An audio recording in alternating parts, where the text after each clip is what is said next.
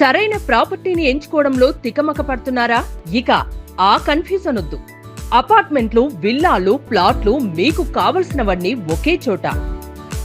Suman TV biggest property expo October 18, 19 HSCC Novotel Hyderabad. ఇప్పుడే free entry కోసం call చేయండి.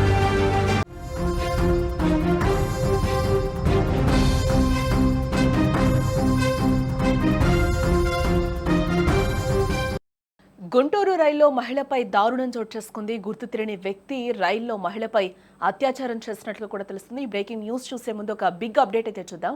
హైదరాబాద్ మొత్తంలో ఉన్న బెస్ట్ ప్రాపర్టీస్ అన్నింటినీ ఒకే వేదికపైకి తీసుకొస్తోంది సుమన్ టీవీ. అక్టోబర్ 18, 19వ తేదీన హెచ్ఎస్సిసి నోవాటెల్లో జరిగే సుమన్ టీవీ ప్రాపర్టీ ఎక్స్పోలో best flats, villas, open plots, Deepavali offers and discounts తో అందుబాటులో ఉంటాయి. మీరు విజిట్ చేసి ప్రతి గంటకు ఒక గోల్డ్ కాయిన్ గెలుచుకునే ఛాన్స్ కూడా ఉంది. ఫ్యామిలీతో రండి, మీ డ్రీమ్ ప్రాపర్టీని సొంతం చేసుకోండి.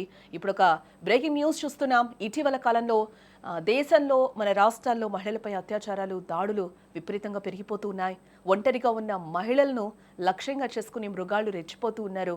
మహిళలు ప్రయాణాల్లో కూడా ఒంటరిగా ఉన్నారంటే భయం తప్పని పరిస్థితి నెలకొంటూ ఉంటుంది. తాజాగా గుంటూరు పెదకూరపాడు మధ్య రైల్లో జరిగిన ఒక దారుణం కలకలం రేపిందని కూడా చెప్పుకోవచ్చు.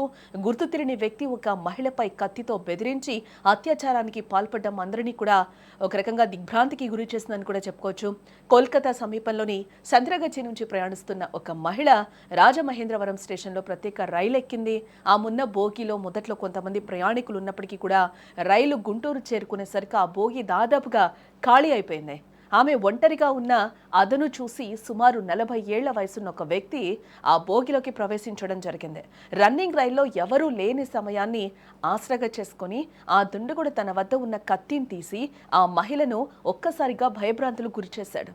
కత్తి బెదిరింపులతో ఆమె దగ్గర ఉన్న హ్యాండ్ బ్యాగ్, సెల్ ఫోన్, డబ్బులు మొత్తం లాగేసుకున్నాడు. ఆ తర్వాత ఆమెపై దారుణంగా అత్యాచారానికి పాల్పడినట్లుగా తెలుస్తూ ఉంది. ఆ తర్వాత రైలు పెదకూరపాడు స్టేషన్ కు చేరుకోగానే ఆ నిందితుడు హడావుడిగా దిగి పారిపోయినట్లుగా కూడా సమాచారం.